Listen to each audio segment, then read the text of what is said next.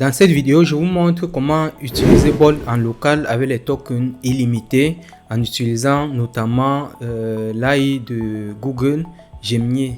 Donc, je vais vous montrer comment vous pouvez générer une clé API où Gemini vous permet d'utiliser des tokens de manière illimitée. Si vous êtes nouveau sur la chaîne, n'oubliez pas de vous abonner et de cliquer sur la cloche de notification. Ça m'encourage beaucoup, ça fait grandir la chaîne. Donc, tout de suite, on va aller... cette vidéo, c'est la continuité de cette vidéo que j'avais fait.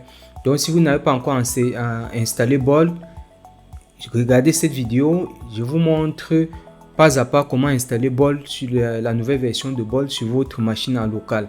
Une fois que vous aurez exécuté cette étape et que vous aurez Bolt sur votre machine, comme moi actuellement, je suis en local, vous allez passer à l'étape suivante. Comment procéder? Il suffit d'aller sur votre navigateur Google, de taper par exemple Gemini API et vous lancez la recherche. Vous allez trouver Gemini AI Studio. Donc vous ouvrez. C'est à partir de ce site que nous allons générer notre clé API. Donc quand la page s'affiche, vous allez voir tout en haut Get API Key. Donc vous cliquez juste dessus et il va vous présenter cette page où vous allez faire créer API Key. Il va vous demander de choisir un projet. Vous allez choisir un projet. Par exemple, si vous n'avez pas un projet, il va vous demander de créer un projet. Donc si vous n'avez pas un projet, il va vous demander d'en créer un. Donc une fois que vous avez choisi le projet, vous cliquez simplement sur Create. Ça va tourner juste un peu, quelques secondes, et vous avez votre clé API qui est là. Vous copiez votre clé API et vous revenez sur Bolt. Une fois que c'est fait, vous revenez sur Bolt et vous cliquez sur la liste des IA disponibles. Vous choisissez Google et ici vous pouvez choisir le modèle. Je vous conseille Gemini 2.0 qui est quand même la dernière version, et Google l'offre en version expérimentale et vous pouvez utiliser justement les tokens de manière illimitée. Il est aussi très performant. Vous choisissez, vous cliquez là en bas et vous allez juste coller votre clé API et valider. Une fois que vous avez validé, vous pouvez commencer à générer votre première application et c'est vraiment facile. Donc comme je disais tantôt, les étapes à suivre.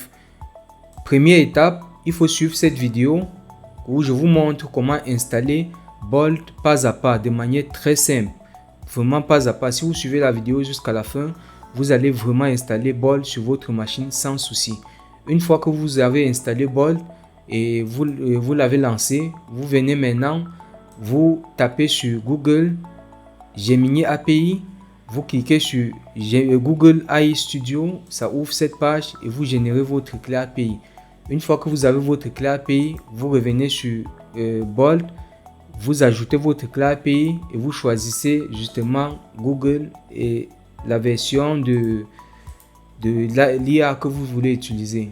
Une fois que ces étapes sont faites, vous pouvez commencer à générer simplement votre première application en utilisant justement Google Gemini Flash comme je l'ai choisi là.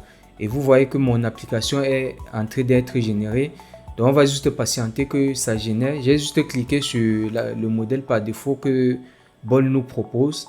Et là, comme vous pouvez voir à l'écran, il est en train de générer. Et il a généré le package JSON. Il est en train d'installer les packages justement. Donc comme vous pouvez voir sur la console, là il a lancé la commande. Donc c'est en train d'installer. On va juste patienter quelques minutes et voir le résultat ensemble.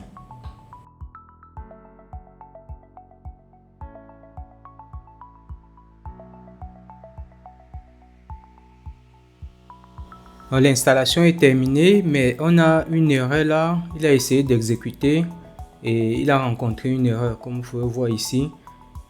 On va juste cliquer sur Ask Bolt pour qu'il corrige l'erreur automatiquement. Donc on patiente, il corrige l'erreur. Donc après correction de l'erreur, voici le résultat que nous avons obtenu. Comme vous pouvez voir, comme ça s'affiche. On va juste tester pour s'assurer que tout est OK. Donc voilà qui marche bien. Test 2. Ça marche bien. Test 3. Ça marche. On peut supprimer. On peut supprimer. On peut lui demander ajoute un menu.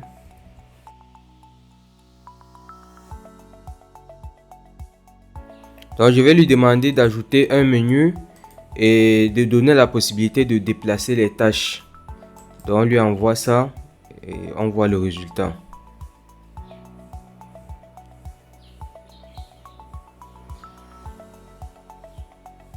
Donc il a commencé à modifier.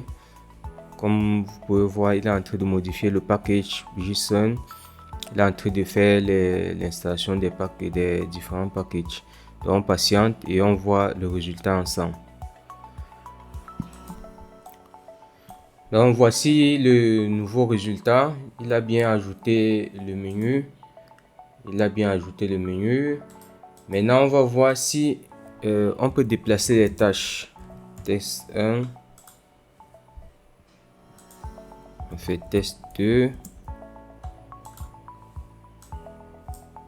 Non, là, il nous signale une erreur. On ne peut pas déplacer les tâches. On va juste cliquer ici pour corriger l'erreur comme d'habitude. Juste une précision. Quand vous développez en local, faites toujours attention parce que votre bol en local tourne sur le port 5173 par défaut. Et généralement, quand il génère votre application, il prend le même port. Donc, ça cause souvent des conflits. Donc, prenez toujours la peine de préciser qu'il n'utilise pas le port 5173 comme je l'ai fait ici au début. Ouais, il n'utilise pas le port 5173, utilise plutôt. Ça, c'est pour éviter ce problème de conflit. Sinon, il va bien développer votre application, mais ça ne va pas s'afficher. Donc, vous allez chercher les problèmes à gauche. Après, il va vous afficher des erreurs parfois un peu ambiguës dans la console. Au début, quand vous lui donnez des instructions, vous lui dites directement de ne pas utiliser le port 5173 parce que c'est utilisé par votre bol local. Donc, patiente, il a fait des modifications, il est en train d'exécuter, il a corrigé l'erreur, il est en train d'exécuter. Donc, patiente. Donc, voici le nouveau résultat. On va voir s'il a corrigé l'erreur. On ajoute une tâche, on ajoute une deuxième. Non, je ne peux toujours pas et puis il me signale toujours une erreur. Donc, je vais encore cliquer pour qu'il corrige. Donc, voilà le résultat. Et je rappelle que je suis bien sur Google Gemini 2.0 Flash. Donc, si vous n'êtes pas encore abonné à la chaîne, n'oubliez pas de vous abonner et de cliquer sur la cloche de notification.